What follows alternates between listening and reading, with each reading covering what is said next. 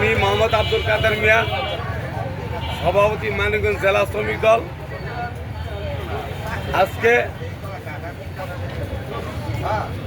মাহে রমজান উপলক্ষে আপনারা আমার কাছে আসছেন সাক্ষাৎকার নেওয়ার জন্য।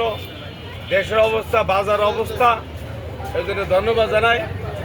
আজকে আমরা এই মানিকগঞ্জ জেলায় আমাদের বাংলাদেশ সরকারের মাননীয় মন্ত্রী, বিমান ও পর্যটন মন্ত্রণালয়ের দায়িত্বপ্রাপ্ত মন্ত্রী, আমার নেত্রী মানিকগঞ্জ জেলা বিএনপির সম্মানিত আহ্বায়ক আফরোজা খান রীতা আপা, তার নেতৃত্বেই এই জেলায় আইন শৃঙ্খলা বাহিনী, আইন শৃঙ্খলা নিয়ম কানুন সব কিছু তার নেতৃত্বে চলছে।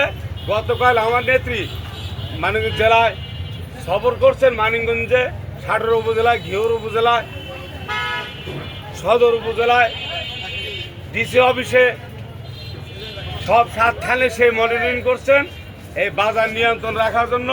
ডিসি সাহেব, এসি সাহেবকে বলে গেছেন এই মানিকগঞ্জ জেলায় কোনো চাঁদাবাজ চলবে না, কোনো সন্ত্রাসী চলবে না, এই কোনো মাল মজুত রাখা যাবে না, সবই আপনারা দেখবেন এই বলে গেছেন। এবং আমাদের বাংলাদেশের প্রধানমন্ত্রী তারেক রহমান বলে গেছেন বাংলাদেশে কোনো সন্ত্রাসী জায়গা নাই, কোনো চাঁদাবাজের জায়গা নাই। এই উপলক্ষে, ঈদ উপলক্ষে বলে গেছেন কোনো মাল যেন মজুত না হয়, সন্ত্রাসী না হয়। আপনারা সবাই দেখবেন।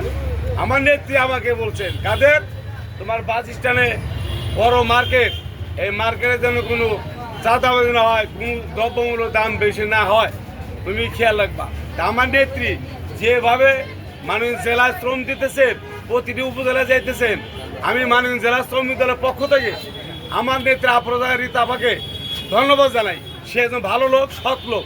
ওনার নিয়ন্ত্রণে এই দেশ ভালো আছে, আর মানিকগঞ্জ জেলায় ভালো আছে, চাঁদা মুক্ত, সন্ত্রাস মুক্ত।